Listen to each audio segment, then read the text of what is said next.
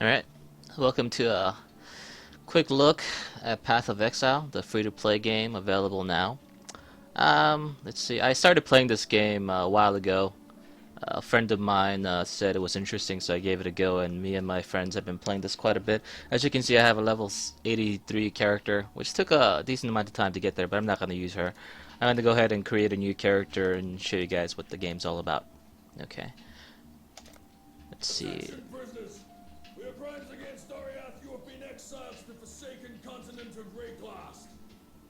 The Magisters of Oriath As you can see, you have 7 characters you can choose from. They're basically kind of classes, and they're, it doesn't really determine that much as you would think as compared to other games. It actually determines where you start in the skill tree, and that's basically about it. You can make kind of any kind of character with any kind of class selection at the very beginning, but it comes down to a matter of what you want to do with that character. Since I play a ranged character, I'm going to go ahead and choose a melee character. Let's say something like the Marauder. I am a warrior. I was born to fight, raised to defend And as my you can tribe. see, they have their own little Now, backstory. I have been taken from my people, They're not bad. chained They're and interesting, exiled by but they're kind of cowards who set up fear and nothing death. else. So that's Death that. is my brother. I do not fear him. Well, it'd I be a see good him name in the for a eyes big, of the men and beefy beasts Marauder. that I kill. I feel him I think this traveling will be beside good. me to this new land, this Rayclast. He will take me That's to meet the ancestors when Already, I'm ready. it already exists, and of I course. am not ready. There you go. If someone has that name, I quit. Okay, there you go. A very manly name for my manly Marauder character. Like, that's the only way, honestly. No, I'm not gonna keep this character. Probably. Maybe I will, maybe I won't, but... Okay, there's that. Nice weapon. We're all that made it. They dumped 24 of us exiles off that ship. Guess that makes us the lucky ones. Luckier than this poor bastard beside me. At any rate. Splinter sticking out of me? Missed all the important bits. I saw smoke at those ruins up the beach. Go get some help. And I might just... Oh. Alright then. When I kill a man, he stays dead.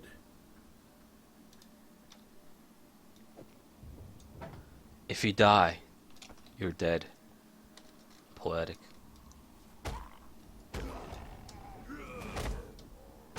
Heavy strike.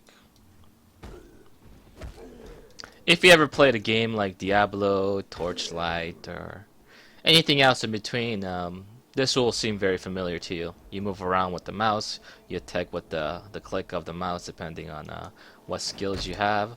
Let me just clear these guys out real quick. And I'll go ahead and show off some of the pieces of the system. Yes, I love missing my attacks. Yo.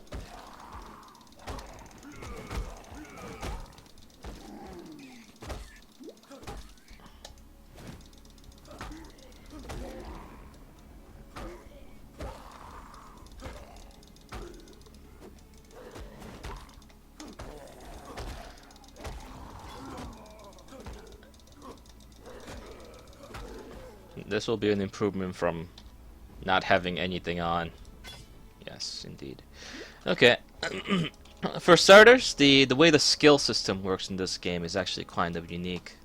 Instead of using your skill tree to learn new skills or leveling up and gaining them, and that way, you actually socket them into your various pieces of equipment. As you can see, this has a red socket, green socket, and a blue socket. And this allowed me to slide in the skill called Heavy Strike. It's slotted in right there, and it automatically bound itself onto my right mouse click.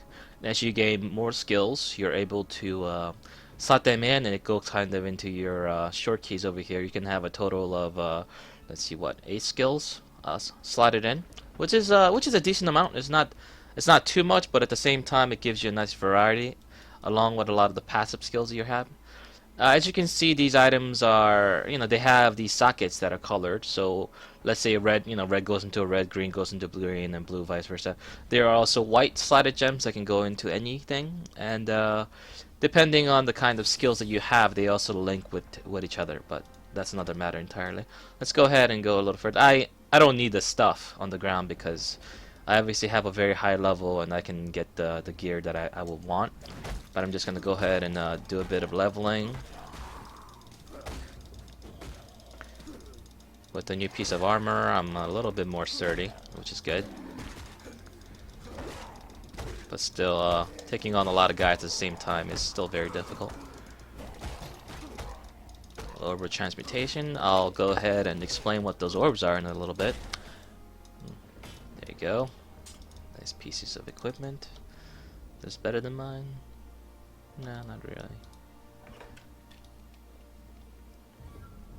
I want to just level up one before I fight the boss here. There you go. I live to see it adorned.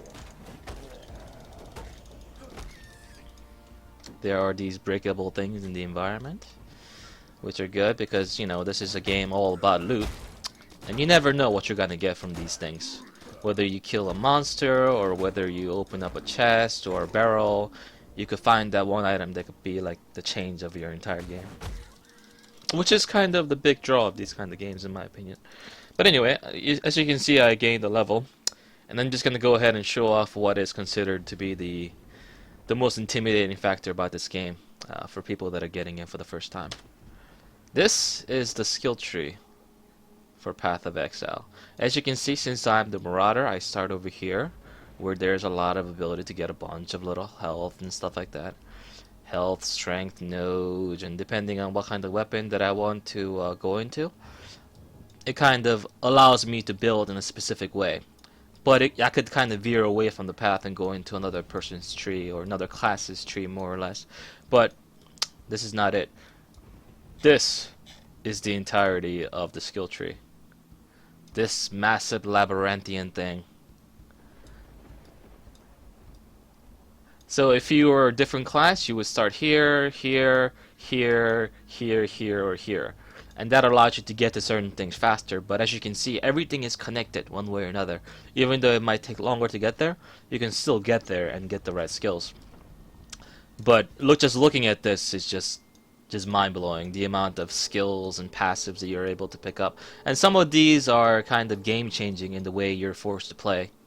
Let's see. For example, you have something called Resolute Technique. Your hits can't be evaded, but you never deal critical strikes. So you gain 100% accuracy in all your strikes, but you never deal critical strikes. And you have other things like Blood Magic, which makes your mana completely non-existent, and you spend your life point instead of mana for your skills. And that's actually quite interesting because it takes out a whole bit of like chunk of thing that you have to manage, but at the same time you have to be very careful that you don't kill yourself by using your skills. And there's a lot of little skills and big skills in between that kind of define the way your character plays along with your equipment and skill sets. The amount of customization available in this game and viable playstyles is actually quite extensive and impressive in general. I'm gonna go ahead and go with the more healthy route. Go straight for life. I can get damage very, very easily through other means. So that just gave me 14% increase to my health, which isn't much at the beginning. It only gave me maybe like 6 or 7 health, honestly. But as I level up and I get into the thousands of life, that becomes quite significant, as you would imagine. So planning for the future is quite necessary to be successful in a game like this. But at the same time, there are various ways you can kind of undo the things that you did if you don't find the build that you made to be successful or matching your playstyle, more or less. Okay, let's go ahead and finish up this area. There's the first boss. Beefy looking dude.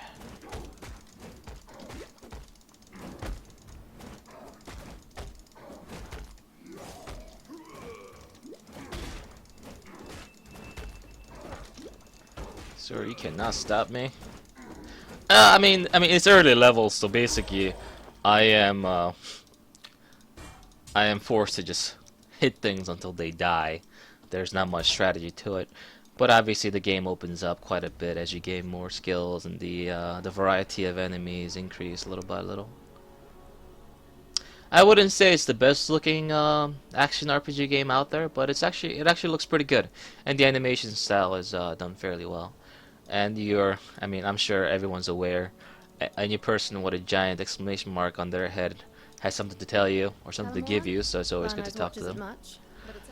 As you can see, I like to just skip over the content because I've already seen it all several times, and I know what to do even though they don't tell me. I would say for beginning,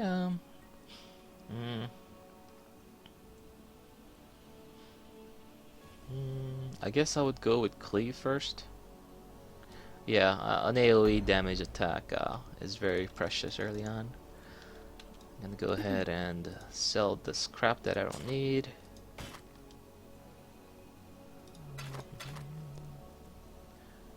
I don't have enough dexterity to equip that yet, which is fine. And this is my actual stash of items that I've acquired from playing my higher level character. As you can see, I have a whole lot of stuff. A whole lot of stuff. Whole lot of everything, basically. You just kind of accumulate this stuff as you play. But I'm just gonna show off some of the stuff. As you can see, these things called orbs become currency items in the game, and they have very special functionalities on what they do. So you have to be very careful in managing your orbs and using them properly to their benefit. For example, I'm just gonna use this here because I don't actually. Maybe I'll take out some of the uniques that I have and maybe use equip some of them because I can. Okay, it looks like I have a claw weapon that I can already use. It's a unique slash legendary. It's actually very powerful for not having a level requirement, so let me go ahead and equip that. But as you can see, on this weapon, I have a green and blue socket, which makes it so that I can't use my red socketed items on there at all. Yeah, I can use one red socket over here on this helmet, which is fine. But I want to put this heavy strike in here, but it doesn't have that last strike. So what I want to do is I want to use one of these currency items. First, I know the maximum amount of slots that I can have on a one-handed item is 3. So I'm going to try to get that to be 3 by using this item called the Jeweler's Orb. You can find them or you can trade them in, trade a bunch of items in to get them from vendors. But generally you find them. I'm going to use it, and there you go. I just got 3 slots. But as you can see, the colors are still not the same. So I want to manipulate that as well to my favor. I want to use a chromatic orb, which reforges the color of the socket of an item. There we go, and just like that, I have a 2-socketed item. And on top of that, I want to link these sockets, because link means you can stick support gems in there, and they'll kind of have a synergy between them.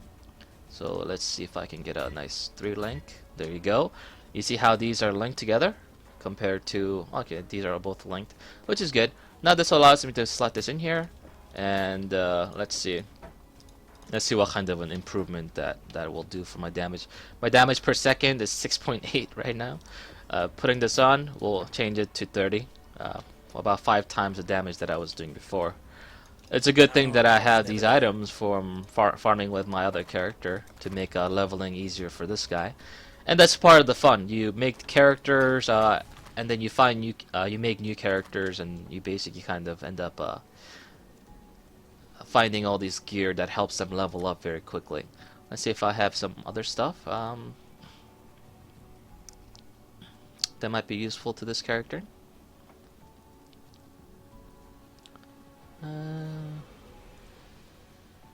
Do I want mana regen? Do I just want maximum life? And that would probably be better, because if I regenerate 2 life per second out of 84, that's actually pretty powerful for early on. Well, let's see what I have in the second folder. Not much. I need to be a higher level, or basically need to get more stats in order to use them. So I'm just gonna go ahead and put this amulet on. It's better than no amulet at all, you know. And I might use these face breakers and stuff like that later, but that's for another time. As I level up, it'll become apparent of what I need to do. Oh, and also might as well take some portal gem. Well, portal scrolls. And you can see all these skills. They're all skills. And yes, you can see green, blue, red. They go into their rifle sockets and stuff like that, and they'll give you various properties and new skills that I might be able to use. I'm gonna go ahead and put in another attack. What would be a cool attack to have on this guy? Let me check my quality gems. It's the only one I can use is split arrow, which is not gonna help because split arrow only works if you're using a bow, obviously. My options are quite limited thanks to my level and stats. So I have a glacial hammer, heavy strike, which I think I already have. Yeah, I have a heavy strike already. I have sweep, swing, knocking back some monsters around the character. I don't want to knock things back. I want to murder them, so I'm not gonna do that. Let's try this ground slam business. Okay, heavy strike, ground slam. Cool. Okay, that's fine. My mana pool is quite poor right now, so I won't be able to do much, but let's go into the next area, kill a bunch of more things, and I'll talk a little bit more. As you can see, every time you enter an area, you basically generate that area new. If I were to go back to town, if I were to press control, I'm able to enter the old instance that I created for myself or create a new one. It makes it very easy for you to do things like farming and go around places where you need to go. With my new weapon, things just got a lot easier. I basically poke them and they die, and that's fine by me. Actually, I think that also means I can't use any of my skills. Really? Huh. I guess I can't use any of these skills with my claw. But the weapon is so good that I don't need any skills to use. So I'm just gonna bear with it. Because why do I need skills if it's one hit kill to begin with? I'm gonna pick up a flask because I don't have the full amount of flask. Just kill stuff. My regeneration is very high, so I gain back the health that I lost rather quickly. I don't need evasion. Poke. Poke. Touch of death. Look at this delicious experience. Actually, that kind of means I can use a shield. There you go. That works out nicely.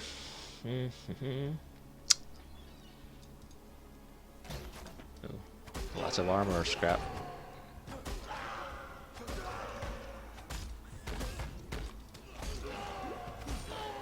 Well, just because I got a new weapon doesn't mean I'm immortal. I still have to be careful, so I don't stand in the fire and die and so forth. Okay, and as I level up and as I gain experience, the skill gems that I put in my sockets also increase in their experience as well. For example, this is going to increase. Now, right now it's a 70 base damage and dual wielding 60% of base damage. When I leveled it up, let's go ahead and take a look. Cleave, right? Yes, it also added 4% increased physical damage on top of that as it levels. Gems can go up to the maximum of level 20, and they increase in their damage and also sometimes in other things. Like how many of the things that you're shooting increases by 1, and they just obviously get better as they level up, which makes, you know, a whole lot of sense. But at the same time, each level means that it requires a little bit more stats to wear, so you have to keep that in mind. If you level up a gem too high, then you get rid of some items that give you some stats and such. You're not going to be able to use them anymore, which is something you want to avoid if possible.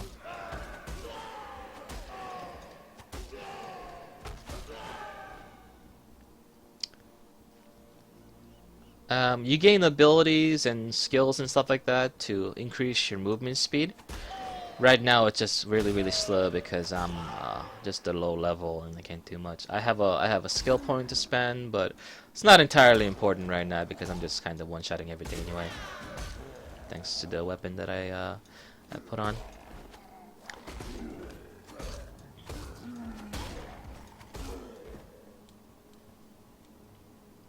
After I get to the next part, I'll go ahead and talk about the microtransaction in this game. And kind of how this works as far as the storyline and where you go from beating the main story and the multiplayer aspect of it and such. Everything. It's basically like, I feel like I have a needle in my hand and all these enemies are just water balloons filled with experience. That's exactly how this feels like, and it feels great. Because when you're at like level 80 something, it takes a long time to level up, obviously. And I think I didn't go to the right place. Yeah, I didn't go to the right place. I'm going to go ahead and go back. It takes like hours to get a level when you're at that 80s range. And if you die in the highest difficulty, you actually end up, oh, there it is. You actually end up losing a huge chunk of your experience. So, you know, obviously, as you get to a higher level, the enemies get more dangerous, and you end up doing these things called maps that you can artificially increase the difficulty of to gain better benefits and such from rarity of drops, quantity, and whatnot. So, let's see. Punch. Punch. Being able to visually see the experience bar increase as I kill with you guys one at a time is just a joyous celebration after what I've been going through lately. Oh. Like, oh boy. Oh boy, I'm in danger. That's a lot of guys. And there's also the boss too, so I'm gonna go ahead and use this rock as a way of funneling the enemies one at a time. As you can see, this guy is right in front of me, but I'm not able to hit him. That's a thing called desyncing / rubber banding. He looks like he's there, but he's actually not there at all. That's something to consider. That's the boss guy. I don't want to fight him with all these other guys along, so I'm gonna go ahead and try to kill as many of these guys as I can.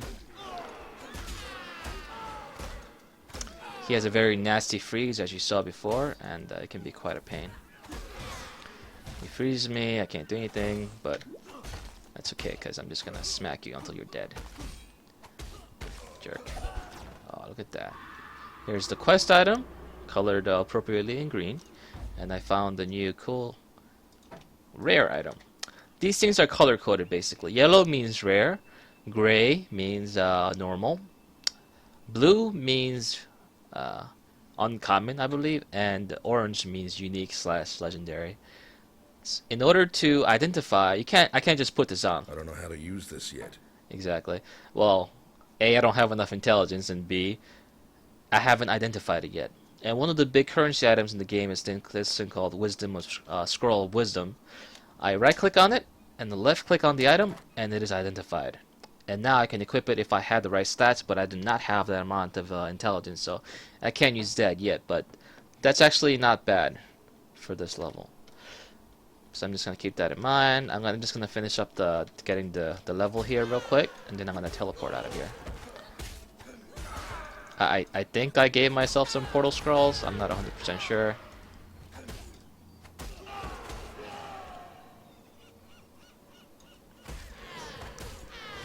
Another life flask, very handy to have. Let's go ahead and manage these. Put them in the right slots. And another interesting thing is the way the healing potions work. Basically, each healing potion has this thing called charges, and once you use it, it consumes some of the charges. But as you kill the enemies, it refreshes the charges as you get each kill. I think each kill is a charge, or more depending on the flask that you have. So basically, you you kill enemies, you get charges, and you have to use charges in order to heal up. So it kind of has a nice synergy. If you're in a place where you're out of your league and you're having to spam your flask quicker than you're able to kill the enemies, then you're not gonna have enough. But if you find yourself in a nice balance of being able to kill things and having to heal up at the same time or mana up, then you're doing just fine. So that's good. You don't have to buy potions over and over again. It's not a huge economic sink or barrier. Yeah, skills. I already have many split arrows, including a highly quality version of it, so I don't need those. Oh, and as you can see, items can have this thing called quality levels. It goes up to 20%, and that allows the implicit value of the item to go up. Let's say basically an item with the, I guess I should use it on that one as an example. Okay, that's a good idea. And I didn't pick up any portal scrolls because I'm dumb. I'm just gonna go ahead and circle back this way, killing enemies and hoping to get a portal scroll maybe. We'll see. Water balloons, pop 'em.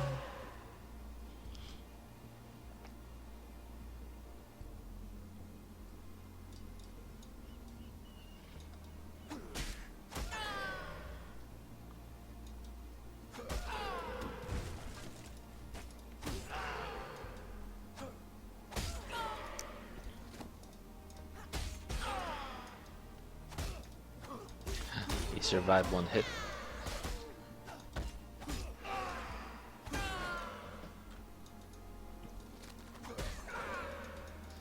Scrolls of Wisdoms are just generally useful no matter what level you are, because you're always having to identify items that you find along the way, so it's never a bad thing to pick up.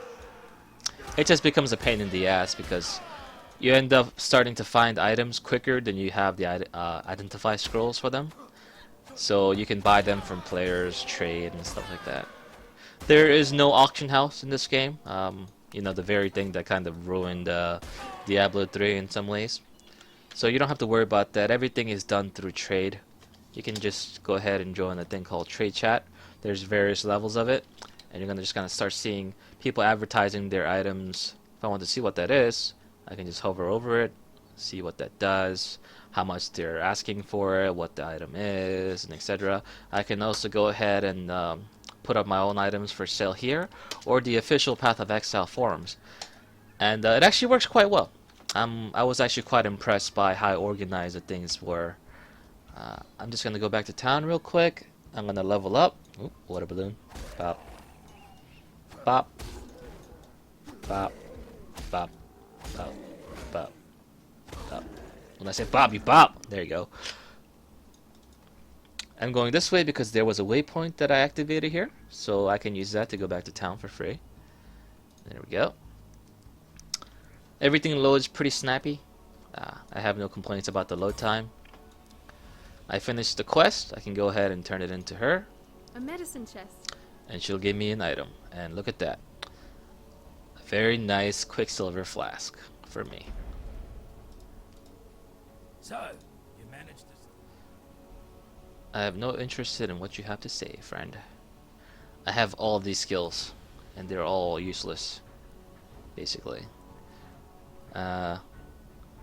I might be able to use Glacial Strike. Let's see.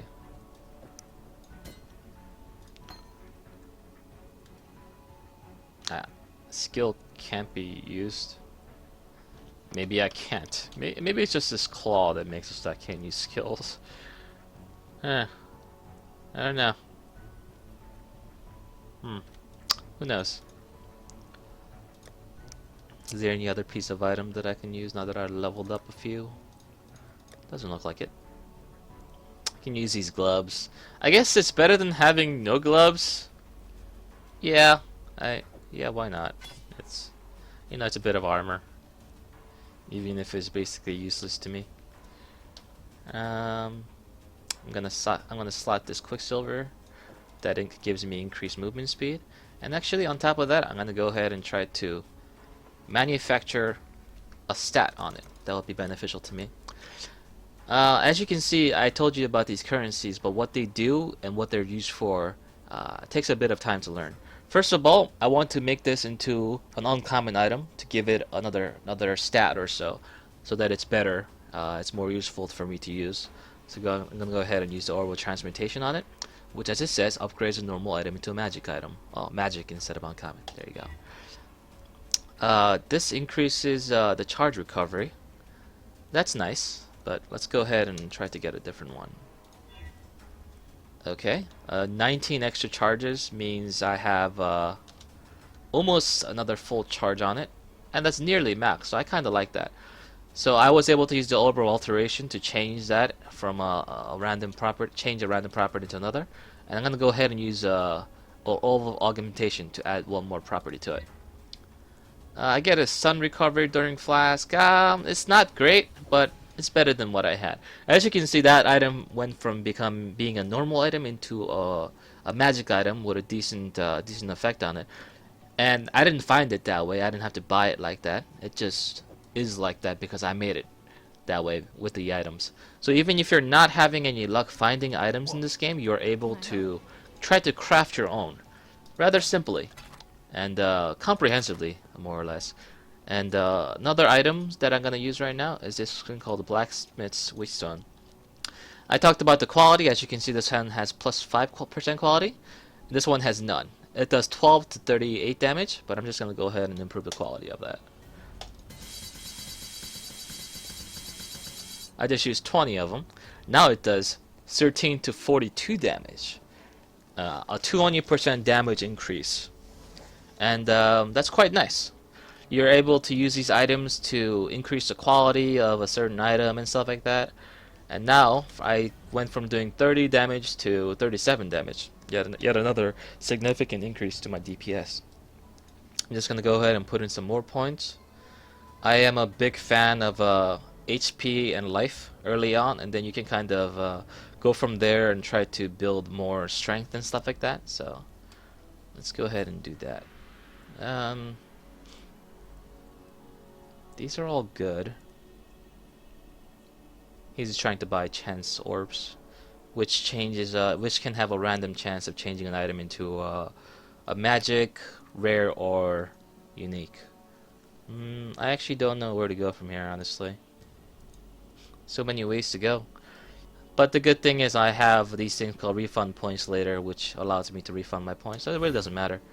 I'm just gonna go ahead and go for just pure tank for now. The other thing is the microtransactions in this game.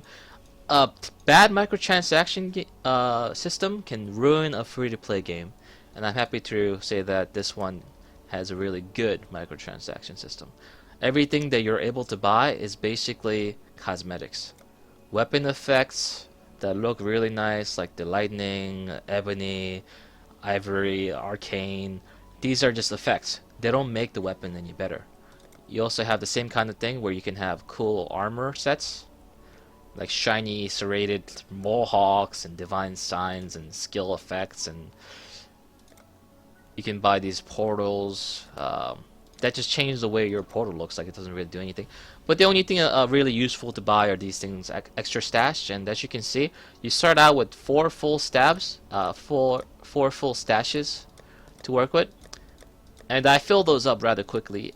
And honestly, if I weren't such a hoarder, they would have been plenty enough. But I like keeping a lot of things, so they weren't enough. And since I like the game so much, I had no problems in supporting the game by dropping, I think, about $20 in order to get this really nice premium tabs that I was able to name and customize for my own taste. And that's basically all the money I ever spent playing this game. I spent maybe about 180 to 190 hours playing this game with me and my friends, trying various things, and I've been having a great time. As far as a free-to-play game goes, for an action RPG game, I think this is one of the finest one ever made. There's a full 3 chapters available in the game so far, and 3 acts available, including a massive end boss. And after you beat that, you start on the next difficulty, and then there's one more difficulty after that. And from there, the end game opens up with these things called maps, which you are able to basically use in this area to open up these randomized portals. And you can actually customize these maps to have various quantities, like 23% maximum player resistance and monsters can't be stunned. But as you can see, having those negative handicaps placed upon the player and having that risk allows the map to drop 42% increased quantity of items.